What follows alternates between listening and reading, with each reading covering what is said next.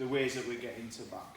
So we've already looked at turtle top, where we kind of spin around and using that hip on hip L shape and frog ride to then get our hooks in, which is really good. The other way of taking someone's back is usually frog mount, okay? So what I want to do to help encourage Jay to take the back is I want to take his arm round into what's now called a gift wrap. Okay, apologies, at some point throughout this entire process, I'm going to shout out, "Who's your daddy?" It's not, I don't really want to know who your daddy is unless you really want to tell me, but for years we have called this position, "Who's your daddy?" Okay, now when you're coaching little children and you shout, "Who's your daddy?" it doesn't look great as a coach, so we've now changed this to gift wrap, okay? So we've got a couple of different ways of getting into this position, okay? So what we can do is we can come over and start pushing the elbow and the arm across, place our chest behind the elbow to come around and grab just above the hand. Okay, so it's kind of the wrist area. The other, which is far more complex, is to punch them. Okay, so as we start striking and hitting here, this is our very technical mechanism of getting their hands up, okay? Because if they don't, they get punched in the face. What I never want to see, don't lift your chin off the mat. I don't want to see your head on the mat. If you're the bottom person, you get hit twice. And I don't want to see you slipping from this position. Shit, this guy's so good. Because as soon as you start slipping, it goes to the side and I'll start clobbering your ear. Okay, or just take your arm and go home. Okay, so we're just going to start with some open hand strikes. Yeah. And then we're going to take the hand across. And the important bit is getting our chest behind the elbow, because it's going to be really hard for him to bring the arm back and get into the same position. Okay, so Jay tries to bring his elbow back. It's going to be quite difficult to do that, which is going to give me time to wrap around the back of the head to grab just over the hand. Okay, please don't do this. It's far too early. Yeah, so just there touching, and when you see one of the hand that you want go up a little bit, okay, just going to take it across. Chest, behind the elbow, grab the wrist, and then just stay in this position. Okay? Yeah. Are we grabbing, you look like you're grabbing like that? Yeah, so it's just above the hand. So it's this kind of grip. So you're grabbing thumb round as well? Yeah, great question. It is thumb round on this one. Okay, so it is thumb round on that because you want to get that grip because we're pulling. So whereas we use the motorbike, not motorbike grip, okay, for like some of the submissions where we look at kind of Kimuras and Americanas. For this particular one, I want that thumb there so I can pull the arm, and this is how we're going to eventually take it back. Very good question. Any questions? No? Someone's really resisting. Can you use both hands? No one's resisting. No. It's coming. Can you use both hands? Or? To grab the hand? Yeah. No, just do one for now and you'll see why in a second when we start trying to take them to pull it back. It feels like two hands makes more sense because you've got more strength, but there are a good couple of reasons why we don't do that, okay? Alright, give it a go. 1, 2, 3, mentioned a couple of times, and it is that chest, and this is what's really going to help us take the person back. So when we get them into this position, start passing across, it is that that's going to help us keep the position, but also make sure that we can actually take the person's back. Okay, it's a lot easier to kind of grip around and have the bottom finger nearer to here. Okay, so got my chest down and I'm posting out. Okay, go underneath, grab, a little bit of a pull. Okay, and then I want to start walking over to this side. Okay, so whichever way Jace is facing, that's the side I'm going to start walking. I need to make sure that this hand comes a little bit lower. Yeah, so don't take the hand to there, because that's where they might be able to tuck the head in, and then you're in this position where you're going back to reset into the gift wrap, not the who's your daddy. Okay.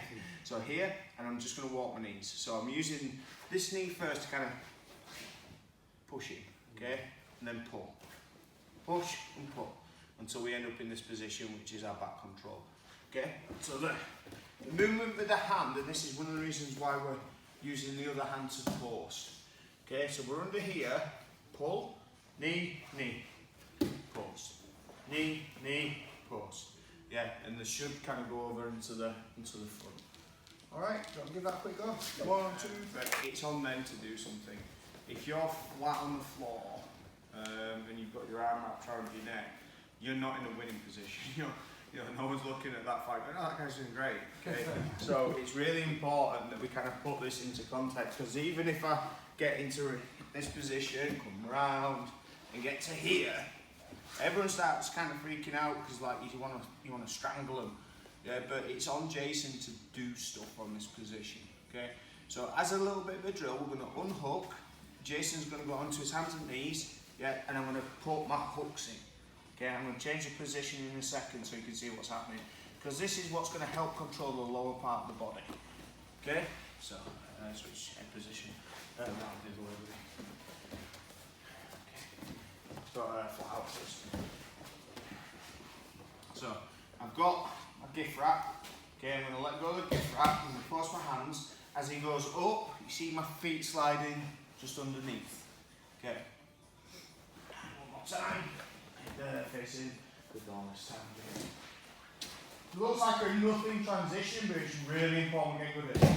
So here, he starts going onto his hands and knees. I'm just going to slide my feet into the inside of the legs. Okay.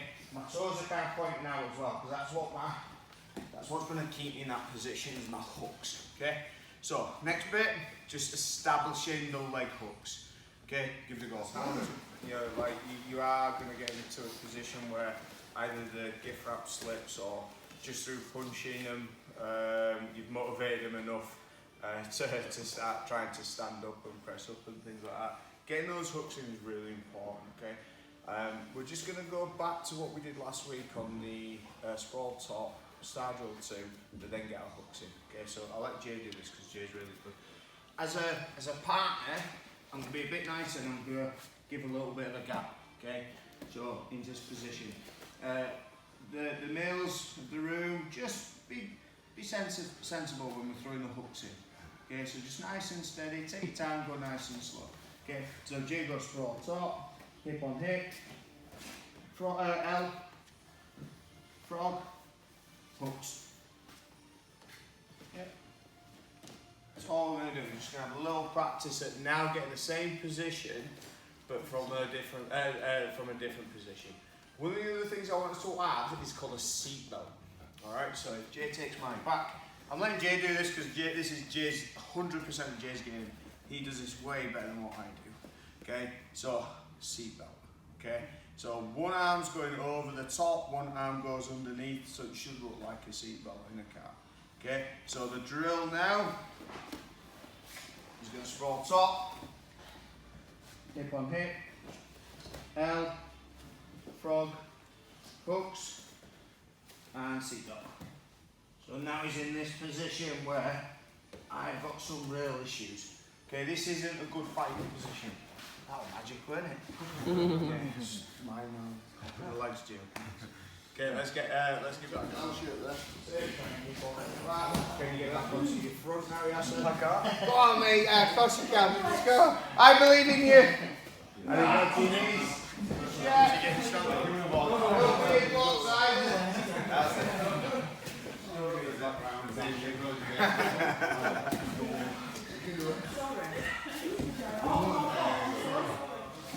Same thing, Ted. Think about which way you want it would go, which way you need to go.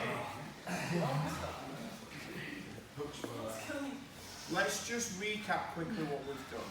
Okay, so we've got into mount position, we've punched them, we've got into that gift wrap, we've then taken the back. Once we've taken the back, we understand that we need to get our leg hooks in pretty quickly because that's what's going to help us keep control of the back control. If they posture up, we're then going to the seatbelt sections next. Okay, we've already started kind of thinking about how do we maintain back control. So we maintain back control by keeping our chest attached to their back. Okay, and there's a percentage. What was really good to see was people, as they rolled and went up to the knees, started adjusting the hips. So if it started sliding off to the side a little bit, people started adjusting the hips so that it was you was parallel. Yeah, so your front was in line with the person's back. So let's start having a look at some attacks now. Okay, we're gonna go in this position to learn and just practice. So it's that part of the thing that we. Hoops upside your head. Yeah, come on, mate. There we go. Okay, so In this position, clearly there's one hand that is I'm more focused on, which is the top hand. Okay, so we're going to look at the attack, but as we kind of go through the attack, we pretty much learn the defense straight away. Okay, so as soon as I get into this position, I'm trying to keep control of the top arm. The bottom arm does nothing. Okay, it's not going to help you get out of this position at all. Okay, if I grab the toes, what's exposed? Neck. Neck, yeah. So everyone wants to fucking grab a toe, shit out of that, but you just get choked out. Okay. Unlike submissions where it's a joint lock or it's doing something to the muscle, you can't resist a choke. If a choke's in, you go to sleep at some point. And the reason a choke works is we've got two carotid arteries here. Okay, Jay's going to wrap his his arm around my throat, blocking the carotid arteries. Okay, just go through. Blocking the carotid arteries and then squeezing, so he's stopping the blood flow into my brain. Okay, that's why it's working. So we have to tap early. All right. A couple of things happen when you get choked. All right, it's uncomfortable. One. You're stopping the blood flow into the brain, which means eventually you pass out. Okay. So with a blood choke, there's no more oxygen being delivered to your brain, so you black out. Okay. At that point, hopefully your partner realises that you're no longer fighting and lets go. If not, potentially you piss your pants, potentially you shit your pants, okay, potentially you die. Okay, so that's the order of a kind of choking. So if you piss or crap your pants, you clean my mat. If you die, put you in the back stairwell. Okay, put you in the dance area, then they can deal with it. We'll dress you up as a little dancer or something. Nice. I've got a tutu on. Okay, so as an attack, first of all, let's look at what Jay's trying to do. Okay, so it's much easier to attack someone if you can get rid of both one of these hands. Okay, so Jay's going to come over the top of with his bottom hand to control the wrist. Yeah, and as soon as he does that, he's going to then take this hand to the opposite shoulder. So he goes over and through and over to the opposite shoulder. So it's going to be hard to choke me, but it's not a great position for me. I'm going to try and dig these arms out and do this kind of stuff. Okay, so again, seatbelt, track defend, traps one hand, and then goes over to the opposite shoulder, and then switch sides. So let's get used to doing both sides. So again, traps a hand, over to the opposite shoulder, and wrap round. Okay, so let's just get that first of all. All right, 1, 2, 3. We don't want to cross our feet. So if we cross our feet, we can create a really painful ankle lock from this position. So if I start bringing my leg over the top here and driving my hip in, it puts a lot of pain and pressure on the ankle. So you can have a go. Don't drive your hip in and fully, spaz out, but just keep it nice and tight. I can get an ankle lock from that position. Okay, so this is why his feet are always in this position here, because I don't have a good ankle lock, and also he's got that good control. So he goes back into the same position.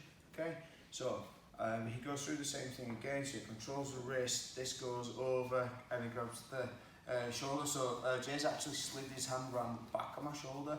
That acts as an anchor point. Okay, so if his hand's in this position, it's quite easy to pull the hand down. Okay, if the hand goes behind or grabs the shoulder, it's a lot more difficult. Now this isn't a strong position. This isn't something I train in the gym.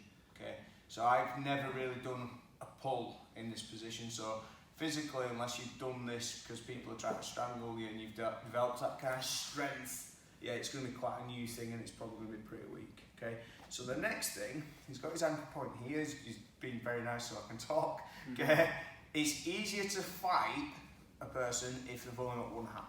So he's going to take this leg out, he's going to push his hand to my hip, and he's going to take the leg over the hand into this position, and then slide that hand out. Okay, now he's in a better position to get this hand onto his bicep. Okay, and this is where we then start attacking for the choke. Okay, just switch position.